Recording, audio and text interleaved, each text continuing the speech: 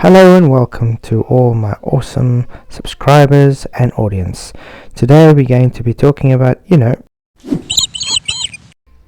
and just to let you know, apple falling off on my head from a tree is not gravity. That is simply just relative density, or in scientific terms, people call it now specific gravity. So this puts in a bit of conundrum who's ever planning to push gravity or believes in it. Which one do you support? The 105-year out-of-date Newtonian gravity that is mass attracting mass that has never even had a scientific hypothesis to begin with? And then you can push now the current pseudo-science, which is Einsteinian force-based pseudo-Riemannian, which is time and space warping and bending, which is also just a construct, which is based in, well, not science, pseudo-Riemannian, fake science. Well, anyway, I decided to have a chat with Mr. Sensible on gravity and relative density. Let's go through it and see what was said. Well, I've been thinking many times about this whole thing about relative density, which is the sort of thing you're talking about, because Riley was going on about it with the density tower, which was not his idea, despite what he said, because he used the image from elsewhere. Correct, relative density is not his idea, because it's been around for quite a while.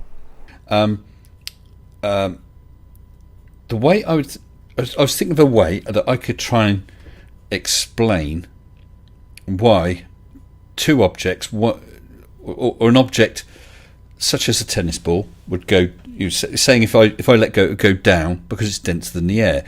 You could think of it as almost like an infinite number of scales. So if I took two objects at this point, we're going to drop whichever one's above. We're going to drop it. You could say, well, this one wants to occupy this space. They both want to occupy that space. So you could think of it as a scale. Well, which one's the heaviest for that given volume, i.e. the densest? This one. So that would win. Do you see what I'm saying? You instantly, all the way down, you're comparing, this is denser than that, so it goes, it's almost like a sort order, a bubble sort. So a thing that was, if this object was very, very, or had hardly any density, let's say this is full of helium, it would tend to go up, buoyancy. False, because you need your buoyancy to describe a force being attributed to gravity, which in two cases makes it wrong, because is it mass attracting mass, which is now superseded and was never scientifically validated, or is it now the Einsteinian, which is just an effect and doesn't require a force? Because at any point, comparing it to the air, it's less dense. So this bit of air above is more dense than the helium, so they swap positions all the way up. In effect, that's your buoyancy. It's literally comparing this volume and what's its mass, what's the density per unit volume. That's got a greater density, so sort order wise it'll go underneath. But that's not a force, that's just a decision. Okay, they're both being pulled down, but the helium is being pulled down. Unfortunately, the air, the non-helium gases, are pulled down harder because they're denser. So sort order wise, the helium goes on top. Yes, again, you need a force to be present to have it the way you're explaining it, which is out of date and superseded by Einsteinian gravity. But anyway, back to you attributing mass attracting mass. Would you be able to give me some kind of scientific hypothesis that was used and validated scientifically? Think of it as sort of like a crowded room. You're trying to push through the crowded room. You are the helium. Okay. Yeah. So you're pushing through there because you are lighter, you could say. And they are denser, so they're obviously much easier for them because it takes more energy. Sorry, first of all, are you talking about trying to get from one side of the room to the other, in effect, atmospheric column on its side? Yeah, on the side. Okay, this is going upwards. Okay. Because they're heavier, obviously it's going to be easier for you to go upwards, because it's going to be easier for them to come downwards because they are denser. So it's forcing you upwards, obviously. But that doesn't make gravity a force, though. That just means it's relative density, the less dense medium is forced up due to the structural support of the dense objects.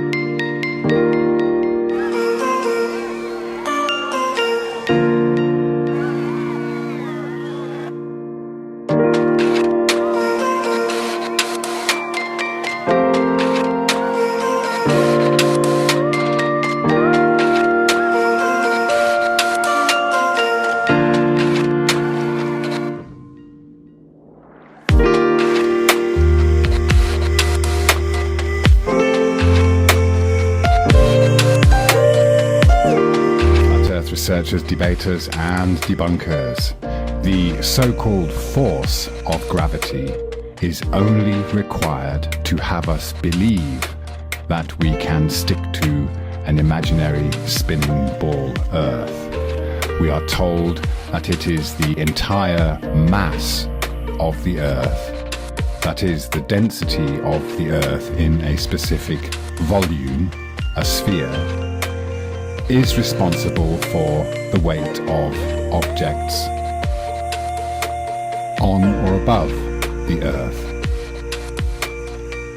However, we can see from everyday natural science that the idea that there is a constant force pulling everything down towards the Earth is simply wrong.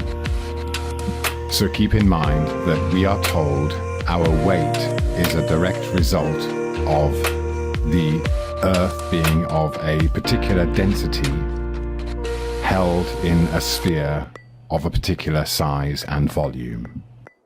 That is to theorize that if the Earth were less dense, we would weigh less, and if it were more dense, we would weigh more. So this means that every atom in these jugs of water, the jugs themselves, is being pulled down to the Earth because of the Earth's specific density in a specific volume, its mass. An external force acting on everything on the Earth.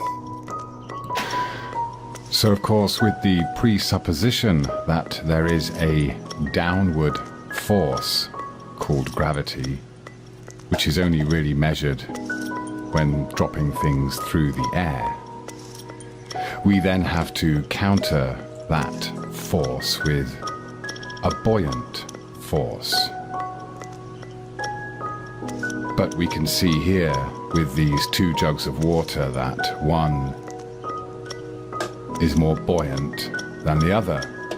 We have the same amount of water, but the jug on the right has more buoyant water because it's more dense with salt. We just made the water denser. We just have a difference in the relative density, not because of any force created by the mass of the Earth, but more to do with the density of the egg's immediate surroundings.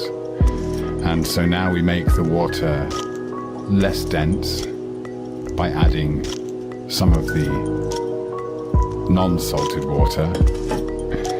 We have an egg floating about at an equilibrium within the water. But if you believe that we live on a globe and stick to it because of the force of gravity, then you have to say that we now have an opposing force, a buoyant force acting on the egg. And we have the pressure of the water acting on the egg. This is my egg. This is my parts per million counter. This is going to measure the parts per million of both these fluids. This is tap water, regular tap water. That is the same tap water, but it's been preloaded to save some time with some salt from this to give it a density variation. It's going to measure the density of the tap water.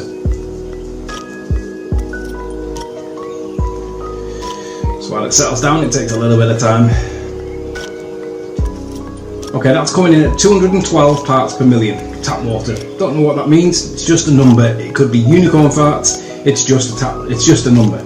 So 212 is the recorded density of this one. Mind you, I should have showed that to the camera, shouldn't I? It's coming in at 214 now. So if you want to zoom in on that, it says 214 parts per million. Okay. Back to 0. When I do it to this one is saying this is 302 parts per million. Again, if you want to zoom into that, you can have a look. Okay, so basically 200 to 300. Let's try this one again.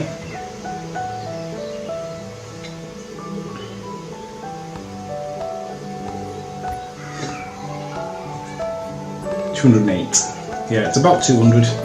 Then this one's about 300. Yeah, so it's 200 and 300, right? So one's got 100 more parts per million than the other. That tells me that there is a density variation between the two. So what we're going to do is we're going to see what happens when this egg is dropped into here. It sinks and it's touching the floor. Let's take the egg out. Now we'll see what happens when we put it into a more dense medium.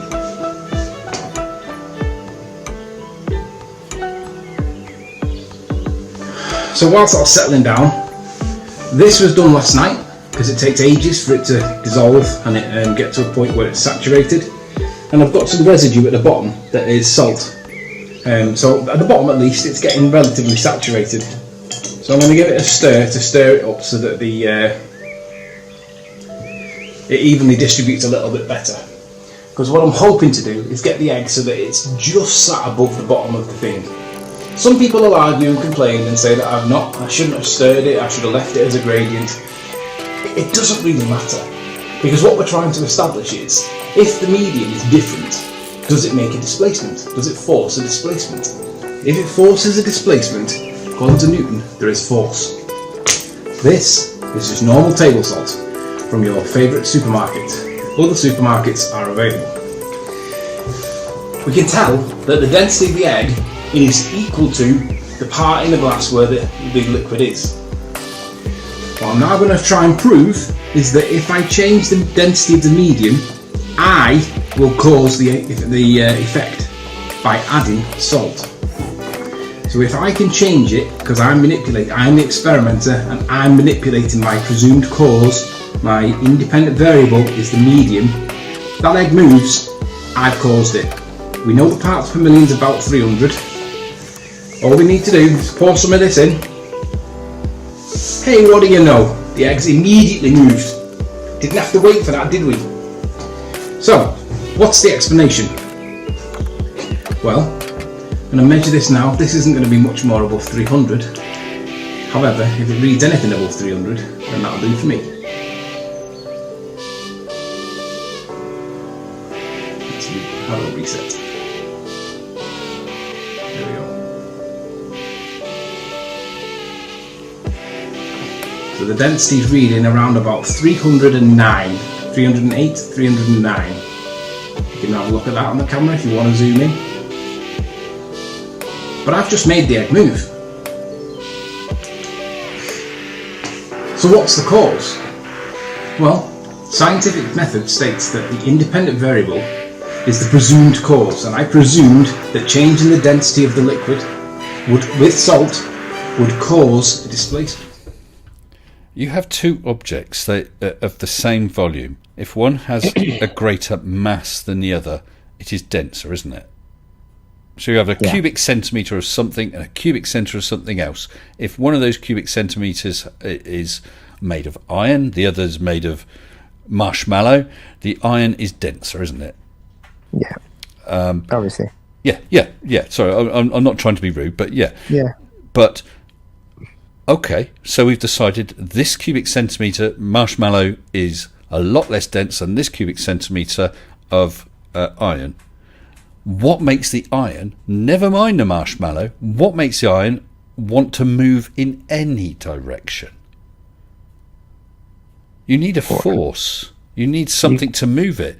You said every action requires an equal and opposite reaction. We know an object in motion stays in motion unless acted on by an outside force. There's something needs to force it to move it. That's energy. Exactly. Did you pick up that block of iron to make it get to its position so it can go back? So you're saying I lifted it up, there's a potential energy, I let it go, bang. That's what I'm saying. So I've put energy in, and there's potential energy there.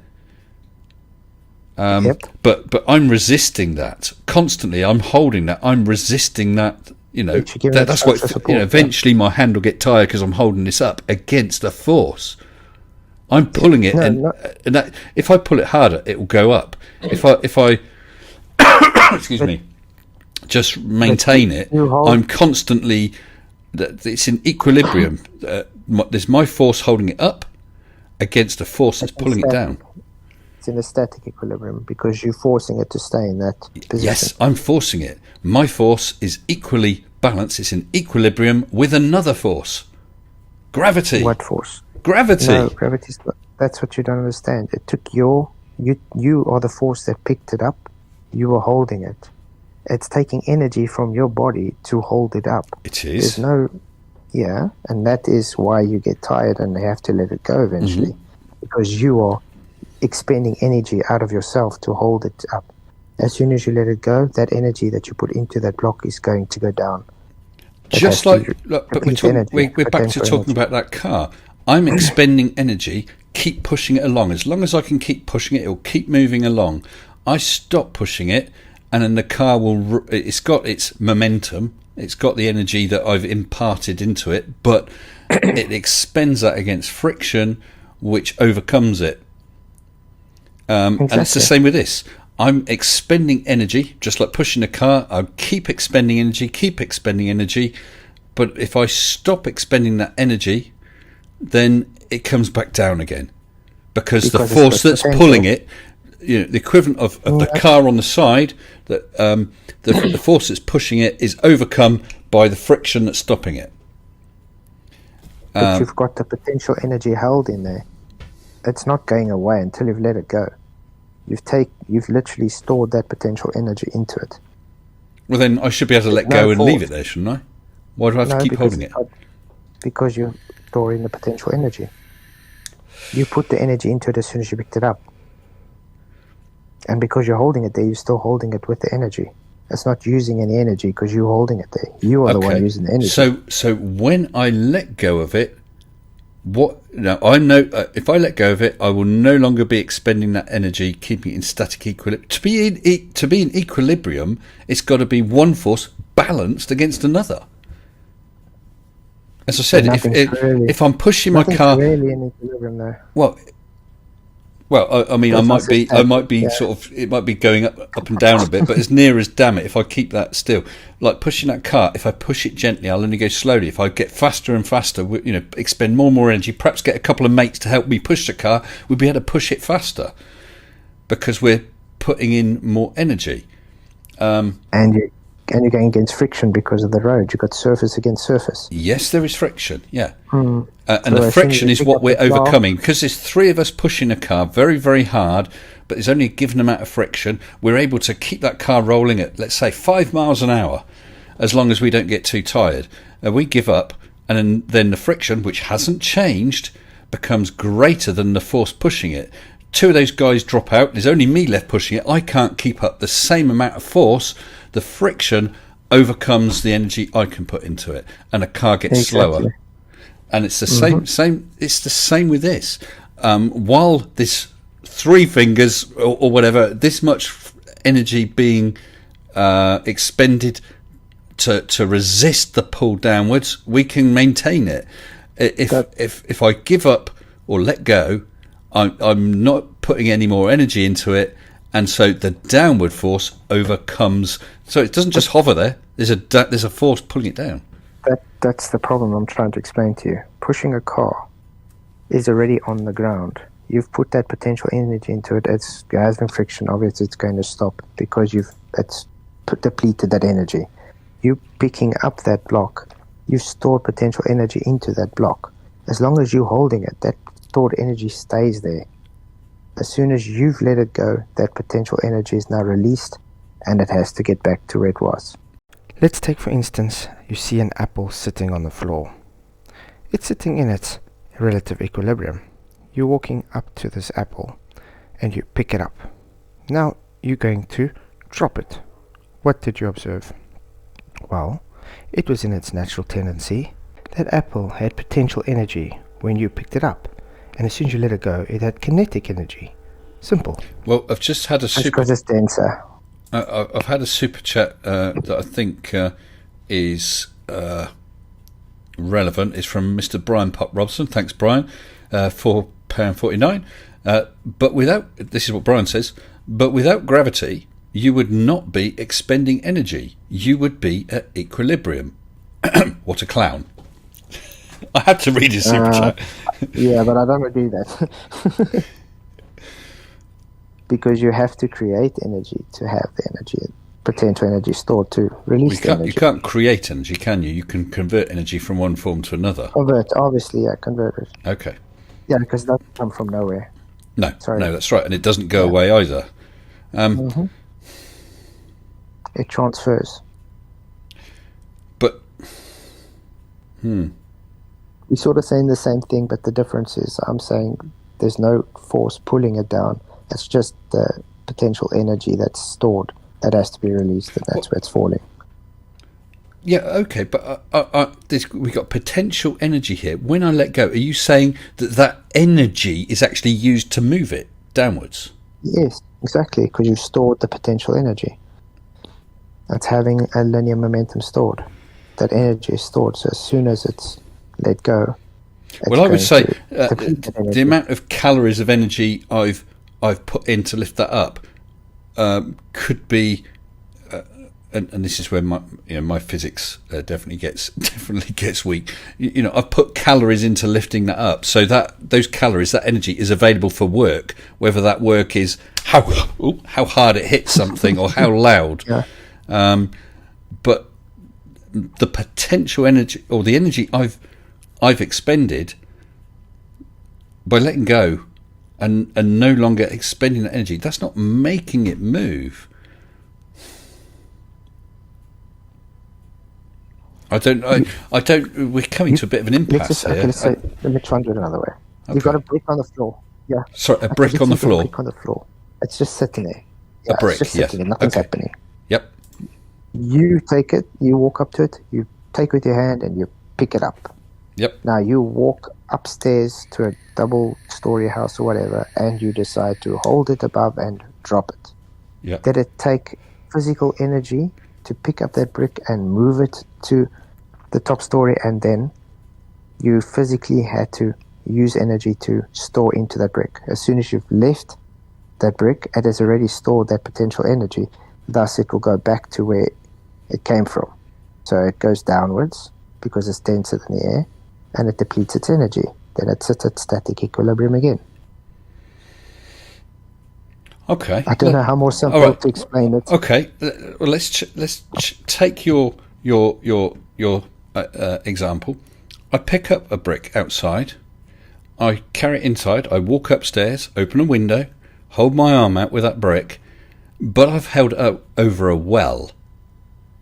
I drop it. It then falls past the ground level and down the well. It's moved further than I lifted it. Remember, the potential energy is the stored energy that you picked it up. The kinetic energy is the work, the motion that is from that potential energy. Because it's denser than the water.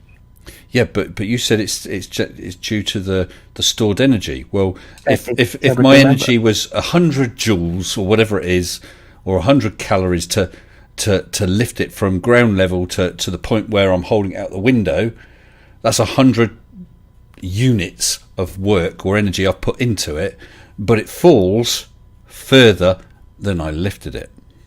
Yeah, but if it hit the ground, it would stop there because the ground It is would. physically hard. Yes. If it goes into the water, it's dense and the water is not bonded, so it's going to go down. Well, it's bonded, but it's not structurally sound like a ground. That's what I was saying. Sorry for that. So someone's just commented, brick go down, go crash bang. Hold on. This is gonna make a mess. Go ahead, King. This is gonna make a mess. Easy.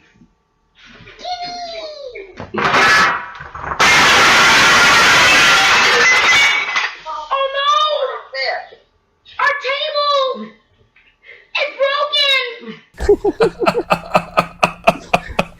broken! No one tell Nathan Oakley. He'll blow a fuse. Oh, man. Yep, all jokes aside, the more bricks you laid onto each other, the more potential energy. So, with all the density, that structure couldn't structure support anymore, and thus turned to kinetic energy, and kaboom. Well, as you can probably guess, Flatsoid, and if you ever, at a later point, unless you're reading the comments that come to the side, a lot of the comments, I would have to say, in fairness, disagree with you. Okay? And some of them I've not been... Opinion. Yes, and I've not read them. I don't know the level of rudeness. My channel is a friendly place. People are welcome to have a pop at what you're saying, and they're going to be hard, should we say? Yeah. But as long as and my mods are good, they won't allow anything that's hateful. Just for hate's sake. Although I've just had a super chat. I better read it while I see it. So it's a bit of a palaver for me to get my super chat. So, there's a couple there from Mr. Fum Duckery for $5, who said, always wanted a flirt to explain why the Tropic of Capricorn measures smaller in circumference than the equator. We know because of southern flights. And I'll read the other one, and then if you wish to address them, please feel free. David Oliver, super chat, £5. Mr. Failzoid, Mr. Failzoid, why doesn't things fall up? As it's less dense up there. More energy would be needed to fall down. Gravity explains this. Good point. Because it's already sitting at its densest place. It took you for energy to pick it up. Remember, it works on structural support. If it's sitting on the ground, it's sitting in its static equilibrium. It hasn't got any energy to move anywhere. You literally have to put the energy into it. But from what he's saying, you're from the point where I'm holding that brick out the window and let go, the air below the brick is denser than the air above the brick. So it would be easier for it to move into a less dense area. You said but your potential energy came from which direction? You came from down to up. You took it. You brought it up away from its equilibrium. Yeah, so there is a down then. Obviously, because it's denser.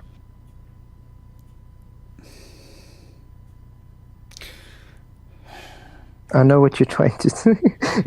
So I mean, if I was stood under an arch, arch made of lead, okay, that's denser than the concrete of the pavement. I'm under an arch made of lead. So if I'm holding that brick out, why doesn't it fall then towards the lead? Because that's denser. Because it's not inside the lead. The air is the medium it's in. It's not inside the lead medium. Yeah, but what we've got is we've got the medium, the atmosphere, the air, which towards the ground is denser, away from the ground is less dense. So right now we're dropping a brick, it goes towards the more dense. But if we put lead above it, which is a denser medium still, it doesn't fall towards the lead. It still falls towards the ground. Because it's not inside the lead. The lead It's is not just inside around the it. ground either. It's just inside No, the but- air. The air, exactly. It's denser than the air. It took energy to pick it up from the ground, so it's going back to its relative equilibrium. Is it trying to get to air that's as close in density to itself? That's what I don't understand. I mean, you must have heard people talk about that before. If I'm dropping an object, it apparently prefers to go in the direction where the air is more dense. Because denser air is always at the bottom. Why? Why is denser air at the bottom? Because that's where it's created. And why is that air more dense? Why is that air more dense than the air at the top of the building or at the top of the mountain? Because there's more air at the bottom. Okay. It's going through the cycles. It's where it's created. So it's got a I'm surface. going to act like a child now. Why? Why is there more there? Because that's where it's created and it's against the larger surface. So there's more to push off of. Right, so So come it's back. more molecules hitting into each other. Well, got back to that's where it's created. Yeah, because I mean, trees don't create atmosphere; they cycle it. They take Yeah, some in, take some CO2, out. yeah. So they're not the producers of it. Volcanoes will will release gases, and gases can seep out from other places. That gas comes out from the ground. I mean, comes out everywhere. So apparently, it doesn't go down, go boom, boom. It comes up. Listen, I tell you what, Flatside, I've enjoyed it. Is this the first time we've spoken? I'm not sure. Actually, yeah. Yes, It that's is, how we yeah. actually did it again. Because I was thinking it's Mitchell from Australia I've done a debate with. And I must admit, I have enjoyed this. Yeah, that's nice. We should do it again. I think so too. Because we're able to argue and we quite obviously disagree. But neither of us have got nasty or anything like that, have we? And it's not a case of I'm biting my tongue not to get nasty. I bite my tongue with some of the things you say, but not. I'm not trying to hold back swearing or any nastiness. And from the impression I get is you're not either. I've had another super chat actually from Gabby 3000. Oh, sorry, Galby 3000, £5 saying, Flatsoid, please explain how water is denser the deeper you go. Can you explain that? Yeah. More and more is lying on top of each other, so the pressure's larger. It's like adding more weight on something. Now, can you not just extrapolate that to the air? No, the problem with air is it's moving in all directions. It's not The bonded. water is, you've got currents going in different directions, convection currents and density currents due to salinity and so on. The water's moving around all over the place. Thermohaline currents, yeah. But you go down to the Mariana Trench and you be crushed. You go swimming, snorkeling, so you're just below the surface, and it's not a problem at all. Let's put it this way. If you're lying on the ground, someone lies on top of you. It's heavy. Now another person climbs on top of you. It's even more heavy. Yep. Another person climbs on top of it, and it gets heavier and heavier until you can't anymore. Yeah, It's the same thing. The Yeah. deeper you go, there's more and more water on top of you. absolutely, it's going to have more absolutely. pressure. We just need you to take that little extra step. It's it's the same with the atmosphere. Down Remember, here, if you put some atmospheric molecules, or you put some air, it's fine. You pile some more air on top and some more air on top and top and top and top. At the bottom, it's getting squashed with the weight of that above. The air molecules at the very top, like your person at the top of the pile, that's okay for them. They haven't got loads of people or loads of air pressing down on them. That's why the pressure up at Mage level was minuscule. The problem with air, it doesn't stand still. It carries on moving around. So all that jiggling around the whole time, it's going to create space. It's not having anything pushing up against it. It's just going to be bouncing off one another, and thus it's going to be moving up and down everywhere. But down But here at because ground it's- level, you all the molecules, I mean, are bouncing and hitting each other, aren't they, as they're whizzing around? That's the pressure. Or Yeah, are you saying hitting it's the only if surface, it's a yeah. static pile that you'd have that effect? Again, I'm not Static trying to pile put... helps, yeah, for the weight, yeah. Yeah, because I'm not... I mean- I'm really not trying to put words in your mouth. Yeah. Look, it's more apparent when something's bonded. That's for sure. Let's put it that way. Yes, it would be easier. It's like the equivalent of making a pile of those bricks as opposed to a pile of sand, which will tend to want to splay out, wouldn't it? Exactly. Yeah. But So it's going to take a lot more to be able to put onto you, and it's going to take a lot more surface area yeah, now if to rely on to be able to have that weight. But then they have to hold each other. The sand doesn't move like the gas. So obviously, the sand that's why it doesn't. it doesn't move like a gas, but it's more fluid than bricks. So yeah. I could make a stack of bricks quite easily with sand. Yeah, it would make a pyramid shape. It would splay out. But if I was making that stack of sand in, let's say, the bottom of an empty swimming pool, of course I could pile it up more quickly. But then you're going to say, it's a container. And if that container was not the size of a swimming pool, but the size of a city, and you've got walls around it, then at first you just have that splaying out. But as you add more and more sand, it will hit the edges of the city, the walls, and then would be able to start piling up more. But if you moved those walls further and further around until basically it's all around the world, if you keep piling sand on, at first it will keep splaying round, but eventually it will meet the sand around the other side of the world, as a thought experiment, and then all it can do is pile up. That's what think of those sand molecules as sand grains as air molecules. Eventually they're going to be pushing against air molecules that are from the other side of the world. The problem is with the sand, they are denser than the air around them, so their natural tendency is to go to the denser parts, which is down. And because they're not moving and jiggling like the gas, which the gas is moving in all directions all the time, you're not going to have that same effect. So you can't have them sitting on each other to be able to give that. Actually, they are. You're in a darkened room, the air is still, and the bright lights are streaming through the window. What do you notice about the dust particles? The black circles as they pass through the beam of light? The answer is that the dust particles are moving randomly. Did you see it?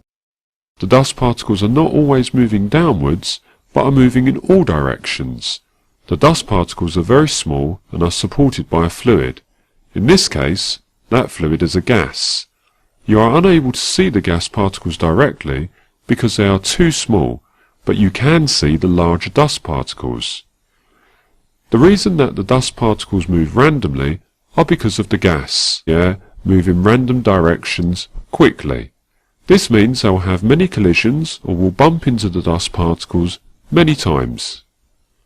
Each collision between air particles, very small coloured circles, show how the dust particle, the black circle, moves off in a new random direction. It's a bit like a game of snooker, where there are millions of marbles which collide with larger, observable particles like a ping-pong ball. If they're not absolute zero, they are moving.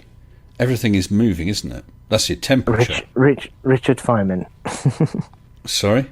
I remember Richard Feynman with, what's it?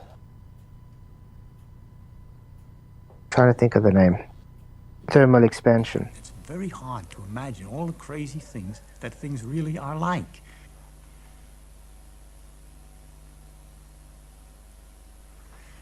Nothing's really as it seems. We're used to get, hot and cold, and all that hot and cold is the speeds that the atoms are jiggling. If they jiggle more, it corresponds to hotter, and colder is jiggling less. So if you have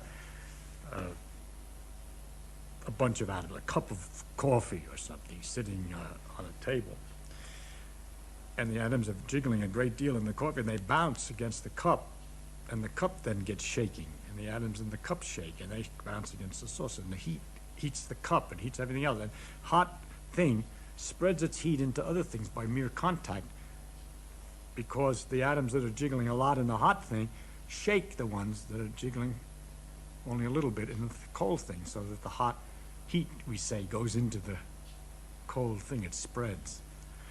But what's spreading is just jiggle and irregular motions, which is easy to kind of understand.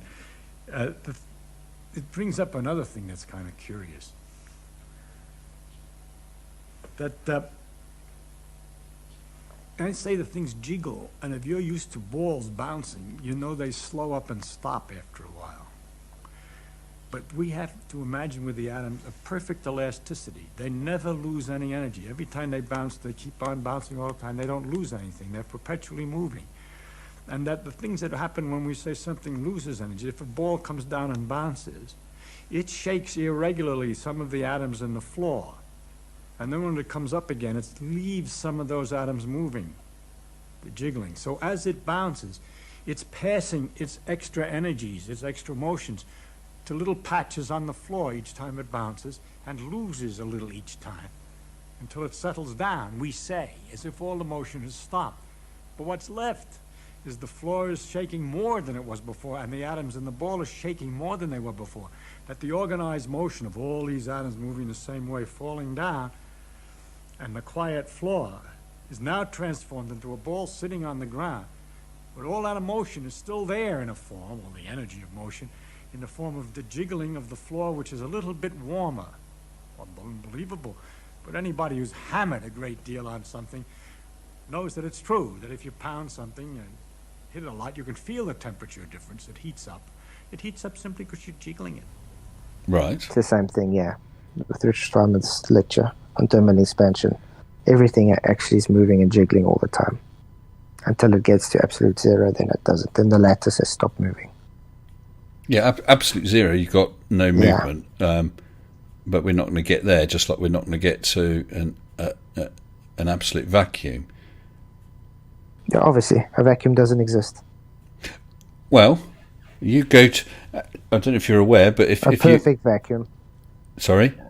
A perfect vacuum doesn't exist. A perfect vacuum doesn't exist, no. Only low pressure exists. Yes, that's right. Even space is a very, very low-pressure environment. Well, I can go on for hours and hours on this, but I think I've made the point. At the end of the day, it's just got to do with the energy. You put energy into it, and it has to go somewhere. You lift up the brick, you put potential energy into that brick, you let go of it, it is now turned into kinetic energy, and is going to the densest part. The brick is denser than the air around it, so it will seek its equilibrium and hit the ground, which is now a solid structure. It also works on structural support. That's why something like gas with helium, where it's less denser, the other gases are giving it more structural support, because the gases even come in different sizes. So here where it's hitting all over the place, it's going to hit it up more. So if you want to push gravity as being scientific and validated, I would really appreciate anybody, and I mean anybody, to give me any source wheresoever I can even find, or if someone can provide me with the actual scientific hypothesis that was used for either Newtonian or Einsteinian gravity, the actual hypothesis, and the validation of that hypothesis with experimentation. I mean, if you claim science, there should be science to back it up. Well, thank you for watching. God bless. Going uphill at a fairly exponential rate. So it's good stuff. Subscribe to Data Flatzoid.